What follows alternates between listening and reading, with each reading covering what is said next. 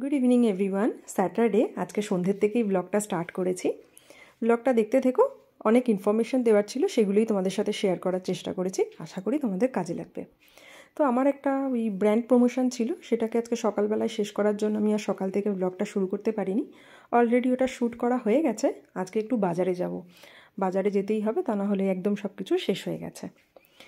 তো এই সন্ধেবেলার দিকটা আমি এদিকটায় আসি, সানসেট হয়, দেখতে তো ভীষণ ভালো লাগে। তো চিনিকে খাইয়ে দাইয়ে সন্ধে টন্ধেও দেওয়া হয়ে গেছে। চিনিকে সন্দীপ রেডি করিয়ে দিয়েছে, খালি জ্যাকেটটা পরা বাকি।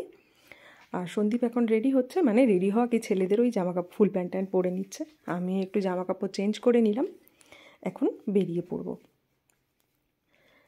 ওই বেরোনোর আগে একটু আয়নার সামনে দাঁড়ানো অভ্যাস, সেটাই আর কি করছি। তো এখন বেরিয়ে দুদিন এখানে পেট্রোল পাম্প সব জায়গায় ছিল কি না জানি না, এখন মনে হয় স্ট্রাইক ছিল, সন্দীপ বলছিল। তো ওই আর কি বেরিয়ে একটু পেট্রোল ভরে নিল, তারপরে বাজারের দিকে রওনা হব। এবার বাকি ব্লগে যা যা বলছি সেগুলো একটু অন্য রিলেটেড থাকবে, ব্লগ রিলেটেড থাকবে না। গতকালকের পোস্টটা আমি করেছিলাম, যেটাতে আমি বলেছিলাম আমি কী কী স্ট্যান্ড ইউজ করি। তারপরেও বেশ কিছু কোয়েশ্চেন পেয়েছি, মানে কমেন্টস পেয়েছি আর মেসেজ পেয়েছি যে আমি ব্লগে ট্যাগ কিভাবে ইউজ করি আর প্রফেশনাল মোড কোথা থেকে অন করব বা পেজ ক্রিয়েট কিভাবে করব। তো ভাবলাম সেটাই তোমাদের সাথে শেয়ার করে দিই।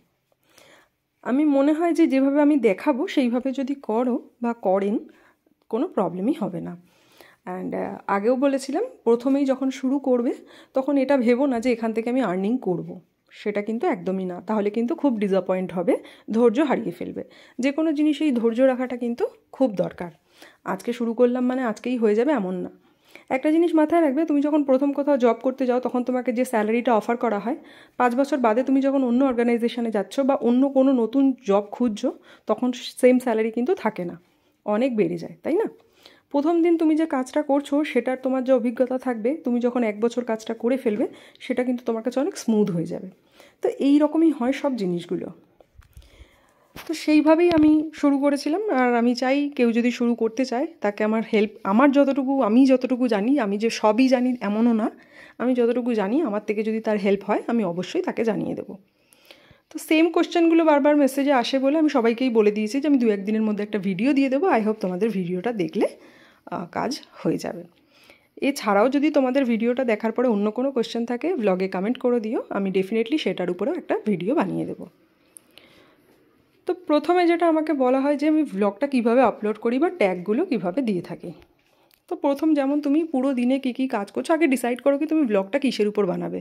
কুকিংয়ের উপর বানাবে, পুরো দিনের উপর বানাবে, কোনো মানে আর্ট অ্যান্ড ক্রাফটের উপর বানাবে, সেগুলো তোমাকে আগে ডিসাইড করতে হবে।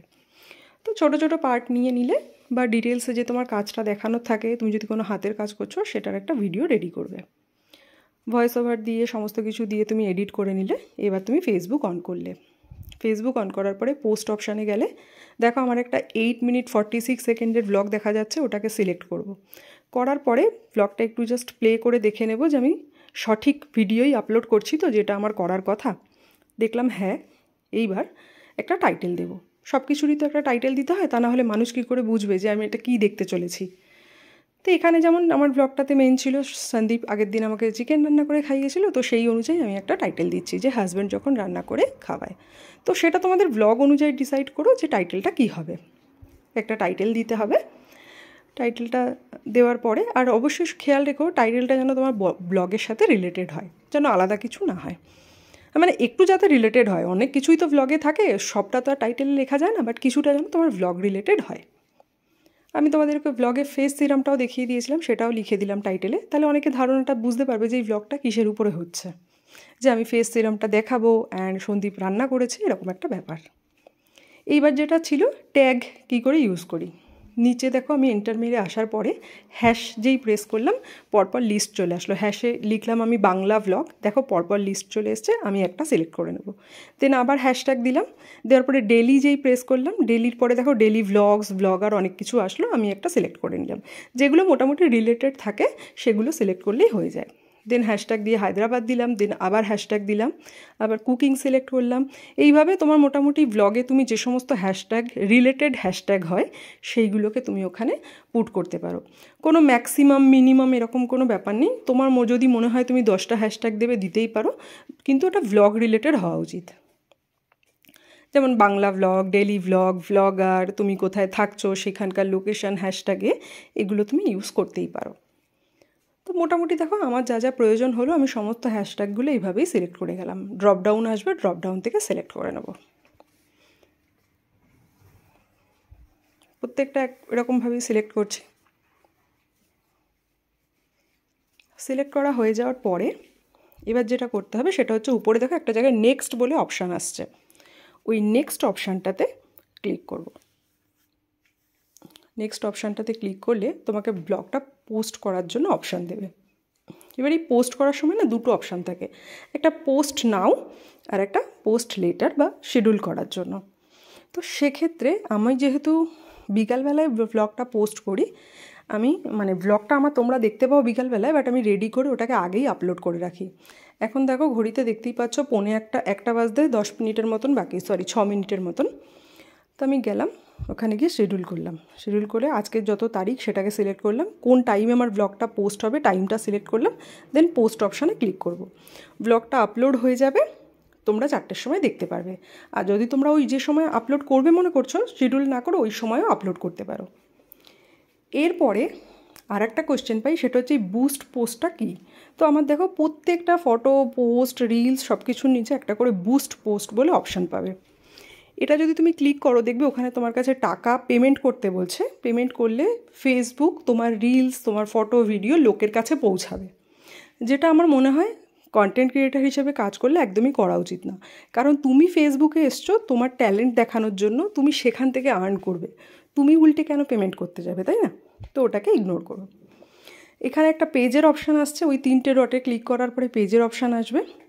পেজটা ক্রিয়েট করতে চাইলে ওখান থেকে করে নিতে পারো। তাছাড়া যদি তোমার প্রোফাইলটাকেই তুমি প্রফেশনাল মোডে করতে চাও তাহলে এই অপশানটায় গিয়ে, আমারটা যেহেতু অলরেডি প্রফেশনাল মোড করা আছে তাই টার্ন অফ প্রফেশনাল মোড দেখাচ্ছে, যাদের করার নেই তাদের ওখানে টার্ন অন দেখাবে। ওটায় ক্লিক করে ব্লগার, আর্টিস্ট, ডিজিটাল ক্রিয়েটার যেটা ইচ্ছা সিলেক্ট করো, তোমার প্রোফাইল প্রফেশনাল মোডে হয়ে যাবে। তো এইভাবে করতে হয়, খুবই ইজি ব্যাপারগুলো। এগুলো তোমরা চাইলে ইজিলি ইউটিউবের ভিডিও ফলো করতে পারো, বা আমি যেভাবে দেখালাম এইভাবেও করতে পারো। তোমাদের যদি আর এই রিলেটেড কোনো কোয়েশ্চেন থাকে আমাকে ব্লগে কমেন্টস করে দিও, আমি ডেফিনেটলি 2-1 দিনের মধ্যে আবার এরকম ছোটো ছোটো ভিডিওর মাধ্যমে স্ক্রিনশট নিয়ে বা ভিডিও নিয়ে তোমাদের সাথে শেয়ার করব। আজকের ব্লগটা আশা করি তোমাদের কোয়েশ্চেনের অ্যান্সার দিতে পেরেছি। তো ব্লগটা এবার শেষ করব। আমাদের সবার খাওয়া দাওয়া হয়ে গেছে, চিনি রানির দুষ্টুমি তো যতক্ষণ না লাইট অফ হচ্ছে ততক্ষণ চলতেই থাকবে। কালকে আবার দেখা হবে একটা নতুন ব্লগের সাথে। টিল দিন তোমরা সবাই খুব ভালো থেকো। ও আর হ্যাঁ, আমার ভিডিওগুলো যদি তোমাদের ভালো লেগে থাকে লাইক করে দিও, কমেন্টস করে দিও, দরকার হলে শেয়ারও করে দিতে পারো। আর যদি কোনো কোয়েশ্চেন থাকে ডেফিনেটলি জানিও, সেগুলো আমি যতটা জানি বা আমার যতটা নলেজ হয়েছে সেই অনুযায়ী তোমাদেরকে অ্যান্সার দিয়ে দেবো। টাটা।